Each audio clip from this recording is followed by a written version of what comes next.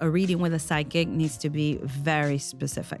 Dates, numbers, months, how that spirit that's stepping forward passed. The moment that you hear somebody generalizing, that's not a psychic medium. Zulema Arroyo Farley's memoir, So Much More, is about finding love and building a life in the face of overwhelming challenges. Today, the former advertising and marketing executive is battling sarcoma, a rare cancer, while telling the world a secret she's harbored her entire life. She is a psychic medium, able to communicate with the spirit world. Zulema, so good to see you. Hello, Alicia. How are you? I am so happy to have you here. So many questions, so let's start with the one on everyone's mind. What is a medium? A medium is someone that has the ability to connect with our loved ones that have departed. What that means, and I don't really like to talk about it in these terms, is that I speak to the dead. Why don't you like to talk about it that way? There's a lack of information and misinformation and education on mediumship. And a lot of people think it's something negative, especially in the Hispanic culture where I come from. They think it's like witchcraft or black magic, brujeria. So to say the dead, it has like, to me, it feels like we're disrespecting our loved ones because they're still our loved ones, no matter the fact that they passed. You sort of grew up all over. One of my favorite parts of the book is your time in Jersey City, since I grew up in Union City. So I was very happy to see that North Jersey shout out. That's right. Back and forth to Puerto Rico, some time in California. Growing up, did you know anyone who had these gifts? Personally, no, I didn't. But I always suspected that there had to be something of this sort going on with my paternal grandmother. And I had that confirmation and validation last year after I decided to come up publicly on national television that I was a psychic medium. And someone from my dad's side of the family contacted me and they said that my grandmother had the gift. When was the first time you communicated with the spirit world? The first real recollection that I have of connecting with spirit was what we call in the mediumship world my first in living color apparition, which is my maternal grandfather presenting himself to me to let me know that he was going to pass. And I thought that had happened for real. And it didn't. It wasn't until many, many, many years later that I asked my mom, can you tell me more about that day that, Grandpa died and he was brought on the stretcher to her home? The ambulance stopped in the house. And she's like, what are you talking about? That never happened. Yeah. But I remember since I was 5, by the way, we had a huge backyard in the house that I lived in Puerto Rico that I grew up.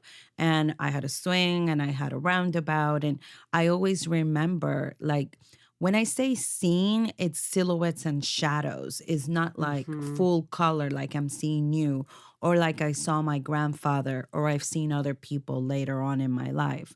It was more like I knew I had the impression. It's like impression and the knowing that there's somebody there, or a shadow or a silhouette. Did you embrace it as a gift or did you resist it? I suppressed it my whole life. And I suppressed it out of fear of rejection. I don't know if making this comparison actually it's the right thing to do, but I can't find any other analogy. But it's kind of how I felt when I read the Ricky Martin book when he finally came out publicly that he was gay. Like he had to suppress and hide, his whole life probably, who he was and how he really felt because of fear, right? Just the same. And the same thing was for me, first and foremost. I'm like, if I would have told anybody growing up when I was a teenager or when I was in my 20s or anybody in my business world that I had this gift, that I was a psychic medium, they would have thought that I was crazy and a lunatic, right? Like, who knows what my family would have done at the time because nobody knew how to handle it. So then years later, you're at a reading with Teresa Caputo, who most of us know as the Long Island medium. And that's where it really clicks for you that you have these abilities and that it is something worth embracing. What happens? It was the first time I was in front of a real medium, right? It was the first time ever.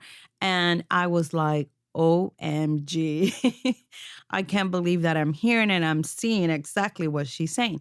I could finish off the sentence of what she was about to say. Clearly, she had no idea there was another psychic medium in the room, and that was me. I was dying to tell my husband what had happened. My family was with me at the time. I never mentioned a word to them. I kept it secret, but my husband was ecstatic and super happy for me. It's not just a turning point for you, right? Your father died when you were very young. There Mhm. were questions around the circumstances of his death. Mhm. Your mother says to you as you're walking into the reading, this is the one that you ask her, what's the one Uh-huh. thing you want to know? Uh-huh. And the first thing I Teresa know. answers, It's exactly that. did that move them from a place of skepticism to a place anywhere closer to understanding of these gifts? No. No. I could understand why it could be challenging for my family to accept it. First and foremost, they've known me for 47 years, 46 years, sorry, as Sulema. And then all of a sudden doing this, I had some people that even call my friends in Puerto Rico to say, please tell her not to come out with this publicly. But at that point, there was nothing they could do because I'm a grown up woman. I make the choices and the decisions. I think it's happened also somewhat to Teresa. It's happened to other mediums, although we all come from very religious Catholic formation. It's very normal because you don't understand it. It's not until you see the impact that it has on people's lives and how, for example, I could be on a TV show like yesterday, I did live Un Nuevo Dia, and they surprised a fan of mine with a reading who was sitting in the audience. ¿Qué pasó en mayo? ¿Qué pasó contigo en mayo? Falleció mi novio. Okay. I had no El idea who amor the que te person dio was. ahorita, que era I amor. didn't know their name. They just said somebody in the audience you're going to give a reading to who's a fan of yours. And the cameras are rolling. The clock is ticking. It's Right. live The pressure's television. on. The pressure's on. And Spirit just started Y esto telling fue me totalmente everything. inesperado también, me está diciendo. Me hace un corazón bien grande. Ustedes tenían planes de casarse y me está diciendo que tienes que estar pendiente a las radios. Okay, but is there Él te any va a chance, poner have you ever had it happen that you're like, Spirit, are you there? Spirit, we're on live television. Like, let's get it moving. No. What has happened on live TV is that unfortunately, some of those audience members, first of all, didn't know what a psychic medium was. That was the first time that they heard there was a psychic medium. So they don't know that they need to validate the information from Spirit. And when I give a letter, for example, or a name, is the name of the person that has actually passed, or they mention the name of somebody who's alive related to the person that I'm reading. So the problem is they don't understand it. They don't know. I was live on Shatter News 2 weeks ago, and I was surprised in the air by, well, who's here? Who do you get? And immediately I saw the father figure of one of the anchors, right? Vanessa, step forward. And I said, I hear the letter R and I hear Robert. And she's like, no, there's no Robert. So left it at that. The show finishes. I get home. And by the time I get home and I check my email, I have an email from Vanessa saying, I just can't believe this. It must be that I'm pregnant, but I couldn't validate the letter R and how stupid of me. My mom's side of the family, my grandfather and everybody, the last name is Roberts. And that's very normal. You tend to forget, you're nervous, you're anxious. And there's some skepticism Of too. course, that was you took the words out of my mouth. I'm like, and they're skeptical, which is completely understandable. This is why I tell people you really need to come prepared to a reading. And how you prepare for a reading is you start talking to those that you want to come through, to tell them, please come through, and tell them, mention this in the reading, and I know that it's you. When you lose someone as young as you lost your Mhm. father, I mean, you weren't even 2 years old. No, a year and 3 months old. That absence is ever present. Do you think that factors in to your ability to connect with the spirit world? 100%. I know that my dad is behind this and has always been 100%. There are readings sometimes that their spirits that are not very talkative. This could be people that are very introvert or don't want to talk, or the situation surrounding their death, right? It's obscure and it's really sad and they don't want to go there. I've had people that are on the other side and the person they sexually abuse, it could be like the uncle or the father abuse the daughter or the niece, and those tend to be a little quiet. So sometimes when I find that there are spirits that are more quiet, that are not forthcoming in talking, that's when I ask my dad to step in and to help me translate or communicate and be like the interpreter to get the information and get that spirit to talk. So he's on the other side, but he's still working on my behalf. What is the request you get most frequently? For Hispanics, especially, I have a lot of Venezuelan clients. What's going to happen with Venezuela and Maduro because of the situation and the hardship? Overall, And is that a question you can answer? I can't, but I don't want to be known as the medium that does predictions. So I refrain from doing predictions. I don't like to. I've been asked to, can I predict who's the Miss Universe that is going to win? Sure, I can do that if I want to, but I don't want to be known for that. I want to do something different with my gift. The other question is it really my loved one? And what are the signs and the symbols that my loved one uses to let me know that is them? And that normally is answered via reading. And everybody wants to come and talk about love and their love life. Have you ever just straight up gotten a reading wrong? No, not wrong. Once only a woman here in Miami in person who was not in the right frame of mind to have a reading. Her husband had just left her after 35 years of marriage, literally like 3 weeks before. She came expecting that I was going to solve her life and the reading was going to bring her husband back. And you can't come to a reading like that. You need to come to a reading open to the messages that you want to hear. There are lots of variations on how people harness their abilities and apply them in the world. So, for example, there are psychic mediums who work with police officers. Yes.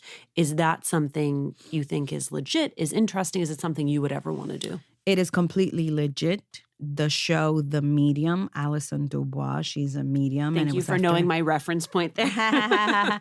Absolutely. And she does that. And she also tells you your expiration date, which I could because they show us. But again, I don't want to be the bearer of those kind of news. I want to be known and I want people to come to me for other reasons, not for that. How about someone like Teresa Caputo who has parlayed this into celebrity? Does that in any way, what's the word I'm looking for? Does it Diminish? Thank you. Thank you, medium. Yes, that's the word that I was looking for. I mean, does it diminish the skills, the talent, the actual connection? No, not at all. In terms of the whole celebrity thing, I personally have an issue when they call me celebrity medium because I just don't read celebrities. I've read maybe 25, 30 celebrities. I've done over 1,200 readings to date, and it's normal, regular people that come to me. Of course, there's celebs, they're normal people like we are that also want answers and they want guidance in their lives. But in that regard, I don't want to be what only it's reading celebrities. I don't want that. How do we as lay people know who is legit and who is not? Very easy. A reading with a psychic needs to be very specific information. So they have to give you dates, numbers, months. They also have to be able to say how that spirit that's stepping forward passed, what happened to that spirit, or name other people related to you or to them. So you can't generalize. The moment that you hear somebody generalizing, that's not a psychic medium. It has to be very specific. For most professionals, we have to maintain our skills. So I, for example, am always listening to other interviews to see how other interviewers shape their questions so that I can take those skills and apply them to my own. But your skill is a gift. So how do you maintain a gift like yours? And how do you sharpen the skill underneath it? Number one, meditation is key every single day. And there's meditations for different purposes. So, meditation for protection of our energy. Every time I do a reading, I have to protect myself and after the fact to sort of clear. I also have to meditate after the reading, especially if it's been a reading that causes me a headache. Example, I had a woman who's a victim of sex trafficking by her own husband. And that left me, yeah, exactly. That reaction is how I felt. And I got a headache and I'm like, I have more clients to see. I have to let this go. It's like a psychologist, right? You go, the psychologist cannot take your problems to the home with them. So that's one. Meditation is key.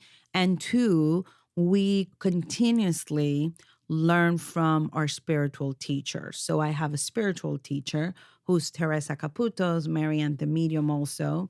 She helps us hone in, and it's specifically in terms of the readings, the signs, and the symbols. So imagine we develop a new alphabet or a new language with spirit. So if spirit shows me an apple, for example, it's my clue, it's my symbol that the person that they're talking to or who I have in front of me is either a teacher or something related to the Big Apple, to New York City. But there's always also new signs that come through that during the reading, I'm like, sorry, Spirit, I'm not understanding. Be more clear. Give it to me. And I'll give you an example. I was reading someone and I saw a heart on the floor broken into a million little pieces.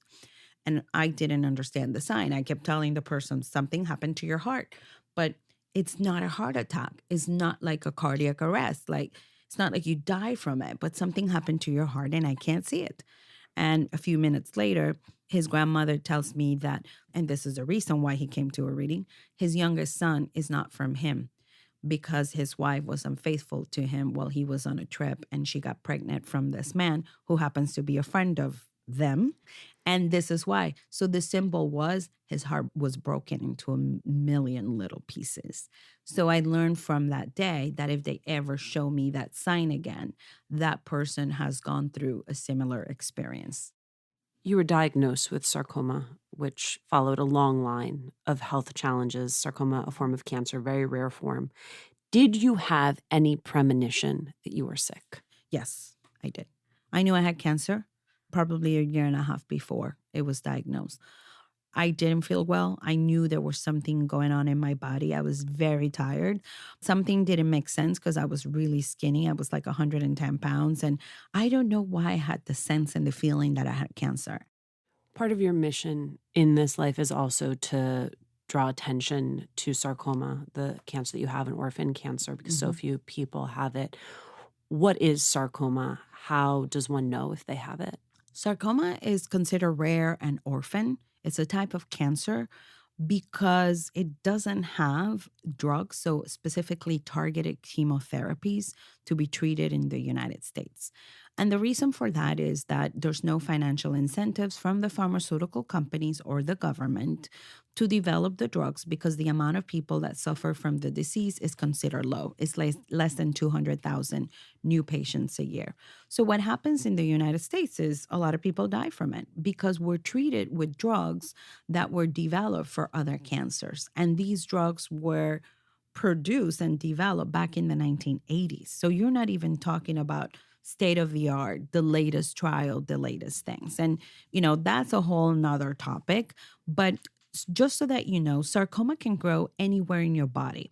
It can grow between organs in your abdomen, around your lungs, around your stomach, that you don't know that it's there until it's massive. When I say massive, it could be sometimes 10 pounds, 15 pounds, like larger than a soccer ball, and it compromises a lot of your organs.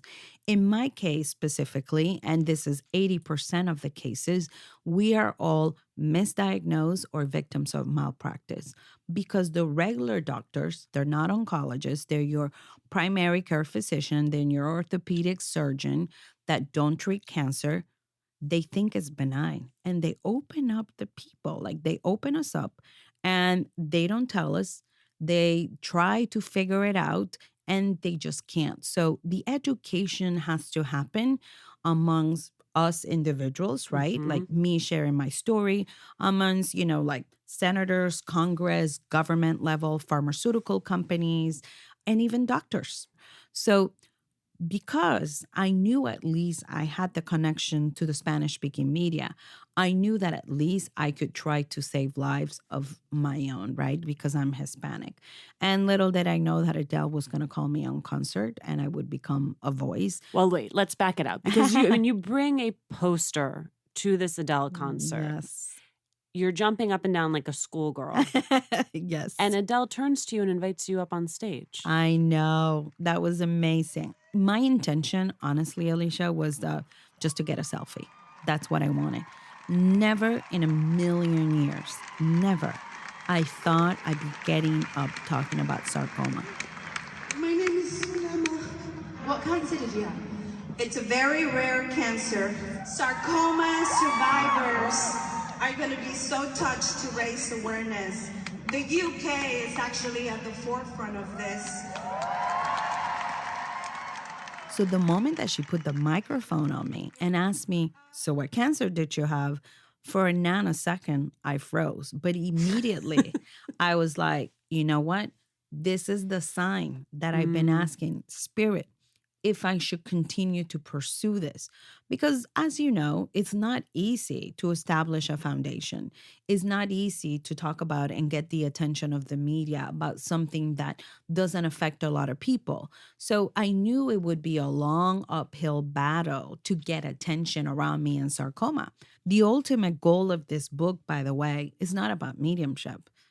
Is really, I want to convey the message of sarcoma and I want to continue to be that patient advocate that I've done for other people. You write in so much more. I eliminated the surplus that doesn't add to my life. What does that look like in your life? You really prove who people are when you are your lowest, right? Everybody handles being diagnosed with cancer differently, and I respect that. And it's sad that there were people that were not able to respect whatever I wanted. So, some people took offense at the fact I didn't want to talk to them or I didn't want to answer their everyday message, "How are you?" And I was like, well, what the fuck you think how am I doing? Why are you asking me every day, "How are you?" You know the answer. Like, why don't you really, if you care about me as much as you say that you do, figure out something that could bring me joy or add something to my life at that moment instead of criticizing how I'm handling my disease and how I want to do it. So if had someone in your own life who was ill, how would you show up for them? Well, I'll tell you, Therese, my friend, died at the same time I was being diagnosed. And I would never ask her, "How are you today?" Ever. I would say, "I am sure that yesterday was tough," because she would say, "Today we have a family gathering with the hospice people." And I said, "I'm sure it was tough. I'm sure you wanted to scream. I'm sure you cried. And, you have all these feelings and emotions. And I just want to validate that what you're feeling is completely right. I am here for you." And when you say those words, you really have to mean it. And I was like, what is it that you need me to do? Do you need me to help you find a videographer? I'll go research who's the videographer that can shoot the video for that legacy video that you want to shoot for your daughters. And you're taking a task that is Off so their plate. simple off their plate because they're drained. That woman has no energy. Like finding a videographer for her is overwhelming. You and your husband, Nick, have a life list. What is the most fun thing you have crossed off? Your favorite thing you've crossed Oh my God, off? skydiving together. They pushed you out of that plane, Zulema. They literally pushed me out of that plane. Those are the moments that you have so much fear, right? Because you're like, what if this thing doesn't open? I'm dead. And for many people, it would be like, oh, she died being reckless if you die from, skydiving. And that was amazing. One, it taught me how the thing that we fear the most, you shouldn't fear because it's not a big deal. If anything, you don't know what you're missing out by not doing it because of fear. Zulema, thank you so much. Thank you for having me. This is amazing.